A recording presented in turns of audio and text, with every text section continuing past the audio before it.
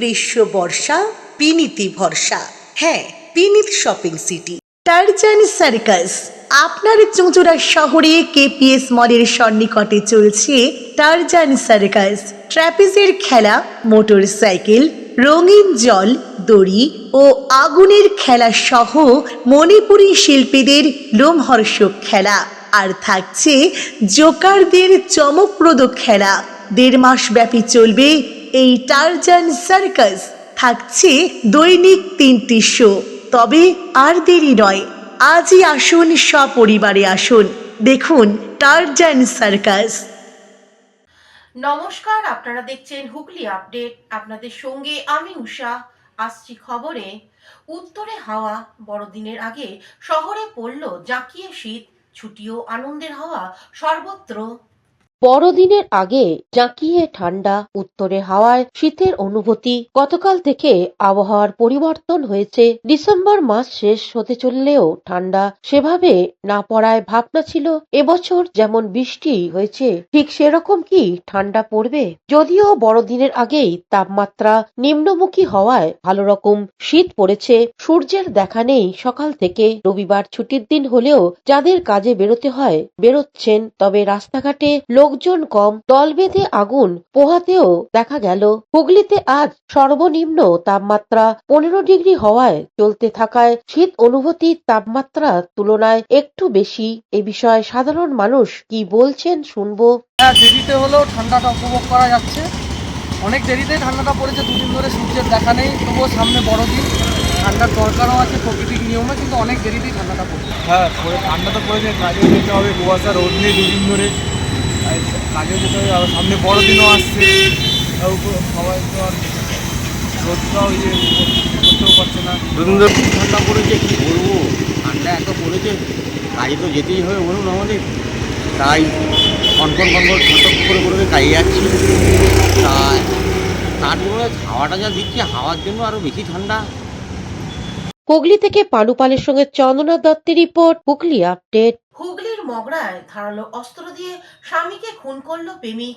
অভিযোগের তীর স্ত্রীর বিরুদ্ধে। স্ত্রীর বিবাহ বহির্ভূত সম্পর্কের বাধা ছিলেন স্বামী, তাকে ধারালো অস্ত্র দিয়ে খুন করার অভিযোগ প্রেমিকের বিরুদ্ধে।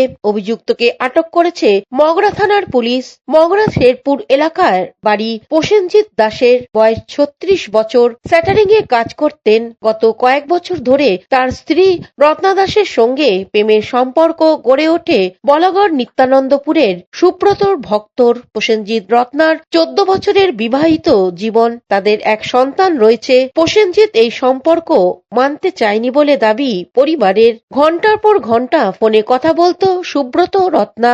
এই নিয়ে স্ত্রীর প্রেমিক সুব্রতর সঙ্গে বেশ কয়েকবার ঝামেলাও হয় প্রসেনজিতের। মগরা থানার পুলিশ জানিয়েছে অভিযুক্ত যুবককে আটক করা হয়েছে। ঘটনার তদন্ত শুরু হয়েছে। অন্যদিকে প্রসেনজিতের মা কল্পনা দাস কি জানাচ্ছেন শুনবো। আরে প্রথম কি হয়েছে, বিকালে ঘুরে নাকি আমি বাড়ি ছিলাম না, আমি এক জায়গায় বেড়াইতে গেছিলাম। সন্ধ্যাবেলা 7টার দিকে ওই দুয়ার দ্বারা আইসে, আইয়ে জিজ্ঞেস করছে প্রসেনজিৎ কোথায়। প্রসেনজিৎ আমি কি বলছি কি কাজে গনে আসে নাই। আমি বারবার, ও বলে দিতেছে, আমি বারবার বলতেছি, তবে শোনে না। এরপর আমি কি তোর নাম কি রে, তোর নাম কি? সুব্রত। আমি কি তুই কেন বাড়ির বইতে ঢুকছিস? আমি ঠেললে লামাই দিচ্ছি, লামবে না, ঠেললে লামাইছি জোর করি না। আমি বলছি কি তোর চড়ি দিকবি যাবো, তুই লাম বাইরে দিয়ে বাইরে আমার বাড়ির ভিতরে কেন ঢুকছো, কোন সাহসে ঢুকছো? তখন আমার ছেলে, ছোট ছেলে, ও কথা শোনে না, এবার লামতে লগে আমার ছোট ছেলেরা মারছে, বড় ছেলে আবার ওই টোটোতে করে আইতেছে, তখন ওই আর ছোট বাইরে মারছে ও, তখন ওই টোটো দিয়ে লাইমে ওরা সারাইতে গেছে, তখন আমার ছোট বড় ছেলের চাকু মারছে। এমনি চাকু মেরে দিল, কারণটা কি? কারণটা যে ওই যে আসছে আমাদের বাড়ি মদ খাইয়া। অন্যদিকে প্রসেনজিতের বোন, বৌদি ও প্রেমিকের শাস্তি জানিয়ে আরো কি জানাচ্ছেন শুনবো। কি কারণে, কারণে কি মারিছে, কি হয়েছে, ফোনে কি হয়েছে আমি সঠিক, আমি ওসব ব্যাপারে ফোন চালাইতেও পারি না, আর আমি ও বলতে পারি না ঠিক মতন। এখন ফোনে কি হয়েছে, আমার বড় ছেলে বারণ করছে তুই ওর সাথে কথা বলবি না, এক জায়গায় কাজ করছে, তখন বলছে আর ও কিন্তু ভালো না, তুই ওর মোবাইলে ফোন করবি না। এই নিয়ে ঝামেলা, এই অনেক সঙ্গে থানায় তো কেস করছে, তোর নাম তো ডায়েরি করা ছিল। এরপর আমার ছেলে অনেক অশান্তি করছে, তো বলছে তুই ওর সাথে কোনো সম্পর্ক রাখবি না, ওর লগে কথা বলবি না, ওই ছেলেটা ভালো না। ওর মা টাকা দিয়ে ও ফুটানকি করে, ওই ইনকাম করে। আপনার ছেলের কি নাম, কি করতো, কত আমার ছেলের তো সেন্টারি কাজ করে, 2 ছেলে। কি নাম? আমাকে ফোন করে, আমার স্বামীকে ফোন করেছে, আমি সেই শুনে এসেছি বাড়িতে। এসে আমি ওখানে এসে দেখি নেই, আমি এবার এখানে আসলাম। সুব্রত ভট্ট, কি আমার দাদা বৌদির সাথে প্রেম ভালোবাসা ছিল আজ অনেক দিন থেকে, অনেক বছর থেকে। তো আমার দাদা অনেক বুঝিয়েছে, ই করেছে, আর একটা ছেলে আছে যেহেতু, যে ছেলেটার ভবিষ্যতের জন্য মানিয়ে গুছিয়ে সংসার করছিল, এরকম করবে আমার দাদা জানি না এসব কিছু। কয় ভাই বোন আপনারা? আমরা 3 ভাই বোন। এই যে মারা গেছে কি বড় বদলা? হুগলি থেকে চন্দনা দত্তের রিপোর্ট, হুগলি আপডেট। বেঁচে থেকেও মৃত ঘোষণা এসআইআর এর তালিকায়, চিন্তায় পূর্ব জেঠিয়া পঞ্চায়েতের সোমেশ্বর কর্মকার। পূর্ব জেঠিয়া পঞ্চায়েতের 75 নম্বর পাটে সোমেশ্বর কর্মকার, বয়স 67 বছর। তিনি 2002 সালে ভোট দিয়েছিলেন, কিন্তু এবারে ভোটের তালিকায় তার নাম নেই। তাকে মৃত বলে দেখানো হয়েছে। তালিকার হাতে পাওয়ার পর চিন্তিত সোমেশ্বর কর্মকার ও তার পরিবার। সোমেশ্বর বাবুর দাবি, তাকে যখন মৃত বলে ঘোষণা করাই হয়েছে, তাহলে তাকে শ্মশান ঘাটে দিয়ে যাক এবং দাহ করবার খরচা দিক। জ্যান্ত মানুষকে মৃত বলে ঘোষণা করায় তিনি দিশেহারা। কি করবেন? 2002 সালে ভোট দিয়েছি, এরপরেও 2011-তে ভোট দিয়েছি, 2015-তে ভোট দিয়েছি, এবার আমি বেঁচে থেকেও মরা। বিষয়টি তিনি নির্বাচন কমিশনের দপ্তরে জানিয়েছেন। ভোটার লিস্টে নাম নেই। এই পরিপ্রেক্ষিতে ব্যারাকপুরের প্রাক্তন সাংসদ অর্জুন সিং বলেন, রাজ্য সরকার প্রথম দিন থেকেই এসআইআর কে নিয়ে বিরোধিতা করে আসছে। দেখুন, প্রথম দিন থেকে এই সরকার, মমতা ব্যানার্জি সরকার, এসআইআরকে নিয়ে বিরোধিতা করছে। সবসময় ইলেকশন কমিশন অফিস ঘেরাও করা, বিএলওকে চমকানো ধমকানো। অনেকগুলো বিএলও শরীর খারাপ হয়েছে, কেউ কেউ হয়তো মারাও গেছেন। তাদেরকে ভয় দেখিয়ে, কাউকে কিছু টাকা দিয়ে তাদেরকে দিয়ে মুখে বলিয়ে দেওয়াকে আমি খুব চাপে ছিলাম। তা এই যে লোকটা মারা গেছে জ্যান্ত থাকা সত্ত্বেও, তা এই দোষটা কার? এটা তো বিএলওর দোষ।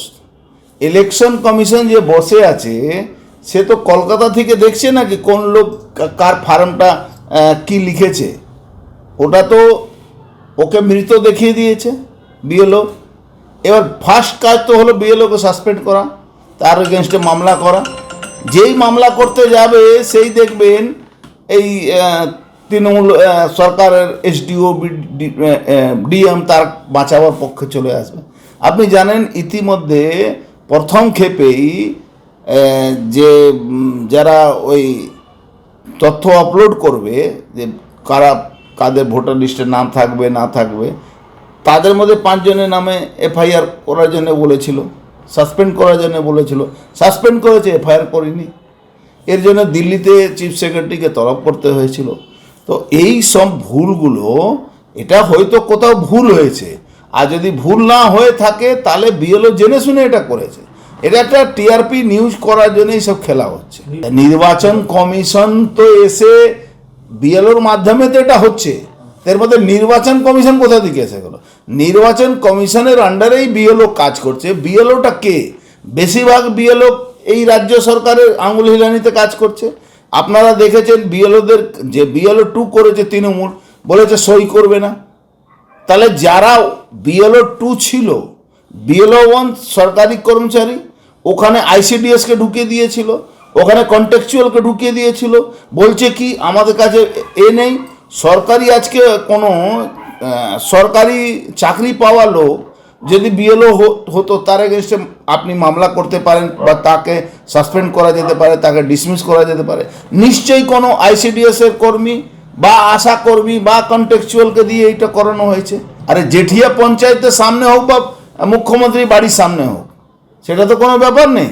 জেঠিয়া পঞ্চায়েতের বাড়ির সামনে হলে কি সব কথা কাজ সঠিক হয়ে যাবে? এটা কি সেটা সম্ভব? থানার সামনে খুন হচ্ছে না? এই জগদ্দল থানার সামনেই তো খুন হয়েছিল, তাতে কি হলো? আজ পর্যন্ত কিছু হয়েছে? ওটা নিয়ে কোনো সমস্যা নেই, সমস্যা হয়েছে লোকের নাম মৃত দেখিয়েছে, বিএলওকে ইমিডিয়েট সাসপেন্ড করা দরকার। আর বিএলও 2 যে আছে যারা রাজনৈতিক দলের লোক, আমাদের তো ম্যাক্সিমাম জায়গা আমাদের কোনো বিএলও 2 নেই, বিজেপি লোকরা তো তৃণমূলে তো বিএলও 2 ছিল, অন্য রাজনৈতিক দলে তো বিএলও 2 ছিল, তারা এইটা নিয়ে কেন দেখেনি কি আমার বুথে অমুক লোক মারা যায়নি আর তাকে মৃত্যু বলে ঘোষণা করে দিয়েছে? বুঝতে পারছেন তো? তো এইটা ইমিডিয়েট বিএলও এগেনস্টে এফআইআর করে তাকে সাসপেন্ড করে তাকে তার জেল ঢোকানো দরকার আছে। অপরদিকে তৃণমূল কংগ্রেসের দাবি, রাজনৈতিক উদ্দেশ্য প্রণোদিতভাবে মানুষকে বিব্রত করার জন্যই এরকম করা হয়েছে। মৃত এসছে না, তাকে মৃত বানিয়ে দেওয়া হয়েছে। কেন? কারা বানিয়েছে? বিজেপি সরকারের নরেন্দ্র মোদীর কথায় নির্বাচন কমিশনার চলছে। নরেন্দ্র মোদী, অমিত শাহরা বলে দিয়েছে পশ্চিমবাংলা থেকে 1.5 থেকে 2 কোটি মানুষের নাম ভোটার তালিকা থেকে বাদ দিতে হবে। যদি 1.5-2 কোটি মানুষের নাম বাদ দেওয়া যায় তাহলে তারা নাকি ক্ষমতায় আসবে, এটা হচ্ছে তাদের ভাবনা। সেই ভাবনাকে বাস্তবে রূপ দেওয়ার জন্য নির্বাচন কমিশনার ময়দানে নেমেছে। ময়দানে নেমে যে মানুষগুলো হাঁটাচলা করে বেড়াচ্ছে, কাজ করছে, সেই মানুষগুলোকে মৃত ঘোষণা করে দিল। গত পরশুদিন ভোটার তালিকার খসড়া তালিকা প্রকাশ হয়েছে। সোমেশ্বর কর্মকার, জেটিআর 75 নম্বর পার্টের বাসিন্দা, তার সোনার ব্যবসা, সে নিজে সোনার কাজ করছে, তাকে মৃত বলে দিল। উনার বক্তব্য, সোমেশ্বর কর্মকারের বক্তব্য, আমাকে মৃত বলেছে, আমার তাতে কোনো আপত্তি নেই, আমি ভোটার তালিকায় নাম তুলতেও যাব না, যদি নির্বাচন কমিশনার আমার পরিবার চালানোর জন্য সমস্ত খরচ দেয়, যে আমার পরিবারটা যাতে সচ্ছলভাবে চলতে পারে। মৃত থাকতে চেয়েছেন? আমার পরিবার যদি সচ্ছলভাবে চলতে পারে তার ব্যবস্থা যদি নরেন্দ্র মোদী করে দেয়, তাহলে আমি হাঁটতে হাঁটতে শ্মশান ঘাটে চলে যাব, যেহেতু তারা আমাকে মৃত ঘোষণা করেছে। ঠিক একই জিনিস নৈহাটি শহরের 11 নম্বর ওয়ার্ডে। আরেকটা বিষয় যেটা উঠে আসছে, যেটা প্রাক্তন সাংসদ জানিয়েছেন, বিএলওরা এগুলো পার্সাদি করেছে, বিএলওরা দায়ী এর জন্য। একদম বিএলও একদম, উনি তো প্রাক্তনের মতন কথা বলবে, মাটির সাথে যোগাযোগ নেই তো। বিএলও কার কথাই করছে? নির্বাচন কমিশনারের কথাই বিএলও কাজ করছে। তা বিএলও যদি নির্বাচন কমিশনারের কথায় এদিক ওদিক হয়, সাথে সাথে তাকে শোকজ করবে, তাকে সাসপেন্ড করবে, তাহলে বিএলও যে তাকে তো নির্বাচন কমিশনারের কথা অনুযায়ী কাজ করবে। এ বিষয়ে সোমেশ্বর কর্মকার কি বলছেন শুনবো। ভোটার লিস্টে না দেখলাম যে মৃত বলে ঘোষণা, মৃত। এই শুনে আমি পঞ্চায়েত সদস্য বললাম যে কি ব্যাপার, আমার মৃত এলো কেন? আমার তো হাত পা কাঁপছে, যে কি ব্যাপার, আমার এরকম হলো কেন? এরকম তো হওয়ার তো কথা না, আমি তো ভোট দিই, যখনই ভোট আসে তখনই ভোট দিয়ে আসি। তার মৃত ঘোষণা তা বললো নির্বাচন কমিশন এরকম করেছে, তাহলে তারই দোষ। তাহলে মৃত যখন ঘোষণা হয়েছে তাহলে বলে আমাকে শ্মশান ঘাটে নিয়ে যাক, খরচা দিক, সংসারে খরচা দিক, জানতে পারে মৃত বলে ঘোষণা করেছে। আতঙ্কে দিন কাটাচ্ছে? হ্যাঁ, আতঙ্কে দিন কাটাচ্ছি। এই যে মৃত বলেছে, আরে আমাকে মৃত বললো, হ্যাঁ, মনের মধ্যে চিন্তা হচ্ছে। কাদের ভুল মনে হয় আপনার? নির্বাচন কমিশনের দোষ, এরও নাম দেবো না, নির্বাচন কমিশন একদম মাথা। হ্যাঁ, 2002 সালে আপনার নাম ছিল? হ্যাঁ, নাম ছিল। 25-এ? হ্যাঁ, 25-এ নাম ছিল। এত বড় ভুল হলো তো নির্বাচন কমিশনকে জানিয়েছেন বিষয়টা? হ্যাঁ, চলে গেছে, ওনার কানে চলে গেছে। এত যখন দৌড়াদৌড়ি হচ্ছে, নিশ্চয়ই চলে গেছে কানে। Bureau report, Hooghly update. এখন নিয়ে নেব বিজ্ঞাপন বিরতি। বিরতির পর ফিরে আসছি খবরে।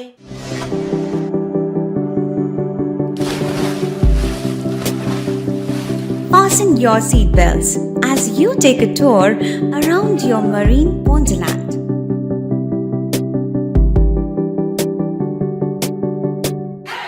Spend a day at Aqua Marina and enjoy an array of water slides that give you butterflies in your tummy.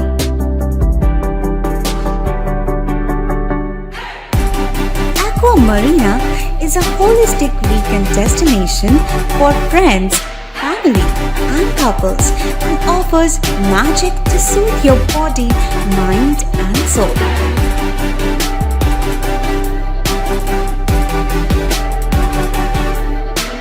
Aqua Marina, your customized magician. Welcome aboard and see the magic unfold. শীত গ্রীষ্ম বর্ষা পিনিতি ভরসা। হ্যাঁ, পিনিত shopping city. যে কোনো মরশুমের readymade জামা কাপড় পাওয়া যায় একই ছাদের তলায়। ছোট থেকে বড়, পুরুষ, মহিলা ও শিশুদের একমাত্র নির্ভরযোগ্য প্রতিষ্ঠান। শীতকালীন যে কোনো শাড়ি, জিন্স, টপ, কুর্তি, চুড়িদার, পাঞ্জাবি মানেই পিনিত শপিং সিটি। আখন বাজার, চুঁচুড়া, Hooghly. Amala nursing home. Enjoy a weekend at Vedam, the paradise of peace. A home away from home.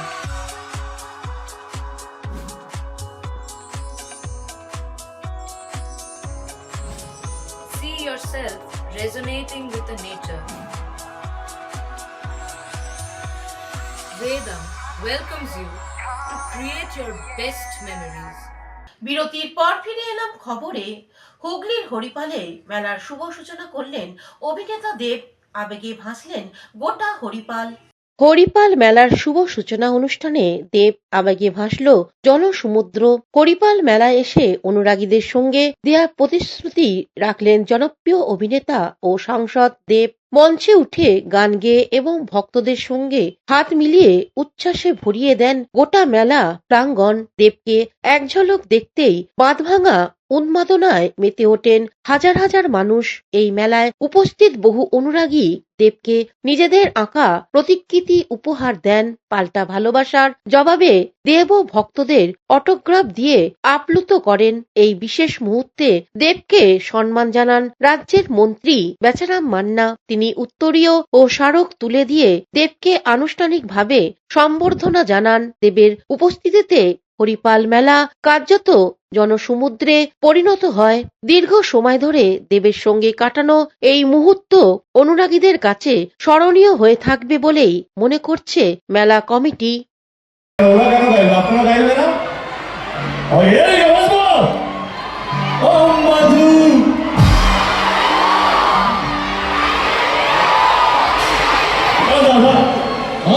Haripal থেকে আশিস কুমার ঘোষের রিপোর্ট, হুগলি আপডেট।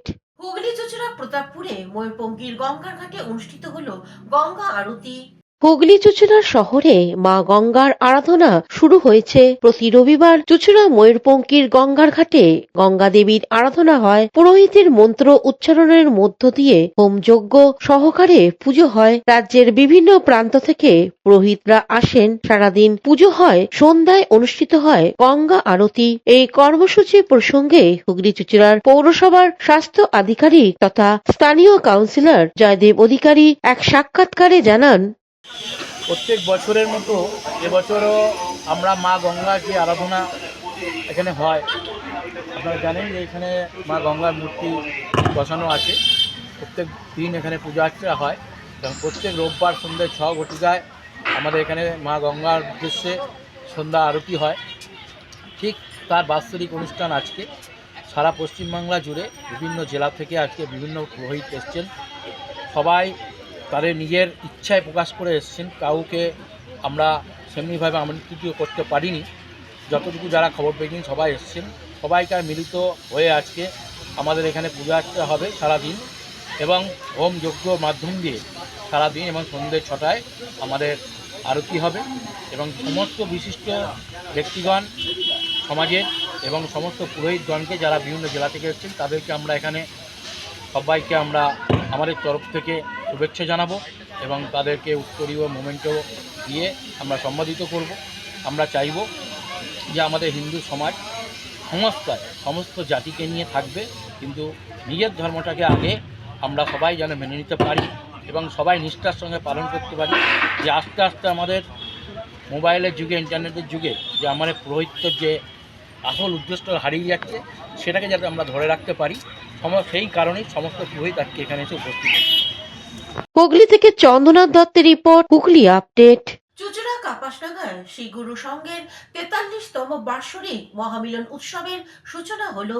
কাপাসডাঙ্গা অঞ্চল শাখা শ্রীগুরু সংঘের উদ্যোগে 43তম বার্ষিক মহামিলন উৎসবের শুভ সূচনা হল বাণীচক্র ক্লাবের সন্নিকটে আয়োজিত এই ধর্মীয় ও সাংস্কৃতিক উৎসবের ঘিরে সকাল থেকেই এলাকা জুড়ে দেখা যায় ভক্তি ও উৎসবের আবহ।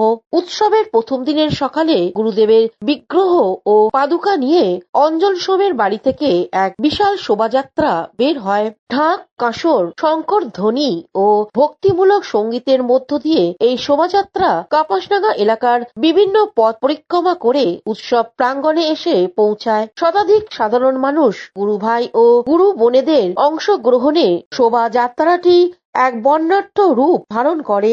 উৎসব প্রাঙ্গণে পৌঁছানোর পর গুরুদেবের বিগ্রহ স্থাপন করা হয়। এরপর শ্রীগুরু সংঘের শাখা সংগঠনের পতাকা উত্তোলন ও সমন মন্ত্র পাঠ অনুষ্ঠিত হয়। ধর্মীয় আচার অনুষ্ঠানের মধ্য দিয়ে শুরু হয় 3 দিন ব্যাপী এই মহামিলন উৎসব। দুপুরে মাতৃসংঘের আয়োজন করা হয় এবং সন্ধ্যায় ভাগবত পাঠের পর লীলা কীর্তনের মাধ্যমে ভক্তিময় পরিবেশ সৃষ্টি হয়। গুরুদেবের এই শোভাযাত্রা ও উৎসবের উপস্থিত ছিলেন তৃণমূল কংগ্রেসের অন্যতম নেতা তথা বাংলার হৃদয়ে মমতা সোশ্যাল মিডিয়ার হুগলি সাংগঠনিক জেলা সভাপতি স্বপন দত্ত, শহর মহিলা তৃণমূল কংগ্রেসের সহ সভাপতি কাউন্সিলর রীতা দত্ত, যুব নেতা তথা তৃণমূল সোশ্যাল মিডিয়ার হুগলি জেলার পর্যবেক্ষণ স্বরূপ দত্ত, অপূর্ব গুপ্ত, শাখা সংঘের প্রধান কর্মী শ্যামল কর্মকার, শ্রীগুরু সংঘের বিশিষ্ট কর্মী সুশান্ত সরকার। এছাড়া উপস্থিত ছিলেন গিনিস বুক অফ ইন্ডিয়া নাম ওঠা এবং কৃষ্ণ জগতের অন্যতম প্রভু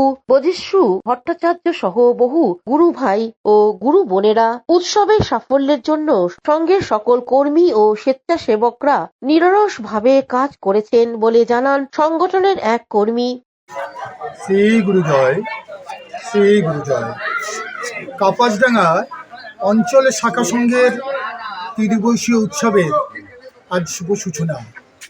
আজকে আমরা গুরু ভগবানকে সঙ্গে নিয়ে, পাদুকা যুগলকে নিয়ে হরিনাম সংকীর্তন করতে করতে আমরা বিভিন্ন পথ পরিক্রমা করে উৎসব প্রাঙ্গণে উপস্থিত হব। উৎসব প্রাঙ্গণ হচ্ছে বাণীচক্র ক্লাবের ঠিক উল্টো দিকে শীতলা মন্দিরের কাছে। সেখানে আমাদের 3 দিন ধরে আমরা গুরু ভগবানকে সঙ্গে নিয়ে আনন্দে মেতে উঠব। উৎসবকে সামনে রেখে আমাদের সমস্ত গুরু ভাই বোনেরা সেখানে উপস্থিত থাকবেন। বিভিন্ন শাখা সংঘ থেকে আমাদের গুরু ভ্রাতা, গুরু ভগ্নী তারাও সমবেত হবেন। আগামীকাল মাতৃসংঘ আছে এবং তারপরে নাম সংকীর্তন, গুরু পুজো, ভোগরাগ, ভোগারতি, এই অনুষ্ঠানগুলো আমাদের ওখানে, এই ধর্মীয় সমস্ত অনুষ্ঠান ওখানে হবে। শেষের দিকে আমাদের মহতী ধর্মসভা, আশ্রম থেকে আমাদের গুরু পরিবারের সদস্যরা আসবেন এবং বিভিন্ন শাখা সংঘের সন্ন্যাসীবৃন্দ, গুরুভ্রাতা, গুরুভগ্নী তাদের সমবেত হবেন ওখানে। তারপরে সেখানে ধর্মসভা অনুষ্ঠিত হবে। এই হচ্ছে গুরু জয়, শ্রী গুরু জয়, শ্রী গুরু জয়। কাপাসডাঙ্গা অঞ্চল শ্রীগুরু শাখা সংঘের 43তম বাৎসরিক মিলন উৎসব, 3 দিন ব্যাপী এই উৎসব চলবে।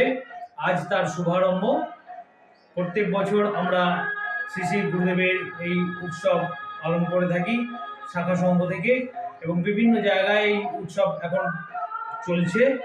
তো আজ প্রথম দিন শ্রী শ্রী গুরুদেবের পাদুকা যুগল এবং বিগ্রহ নিয়ে পরিক্রমা করে, বিভিন্ন স্থান পরিক্রমা করে, কাপাসডাঙ্গা অঞ্চলে বিভিন্ন জায়গা পরিবেশ পরিক্রমা করে আমরা শ্রী শ্রী গুরুদেবের পাদুকা যুগল এবং শ্রী বিগ্রহ এই উৎসব প্রাঙ্গণে নিয়ে আসি এবং সেখানে গুরুদেবের পাদুকা মাল্যদান, বিগ্রহে মাল্যদান এবং সংঘ পতাকা উত্তোলন হয়। এবং সংঘ পতাকা উত্তোলনের পরে আমাদের এখন মাতৃসংঘ অধিবেশন চলছে, মাতৃসংঘ চলবে এবং মাতৃসংঘ শেষ হলে তারপরে বৈকাল 4:30 থেকে শ্রীমদ্ ভাগবত পাঠ, ভাগবত পাঠের পরে আজ লীলা কীর্তন সন্ধ্যে 6:30 থেকে। এই হচ্ছে আজকের অনুষ্ঠান। আপনার নামটা? মানুষ কর, কাপাসডাঙ্গা অঞ্চল শাখা সংঘ। হুগলি থেকে অভিষেক গুপ্তার রিপোর্ট, হুগলি আপডেট। এখনকার মতন খবর এই পর্যন্তই। প্রতিদিন দেখুন হুগলি আপডেট। নমস্কার।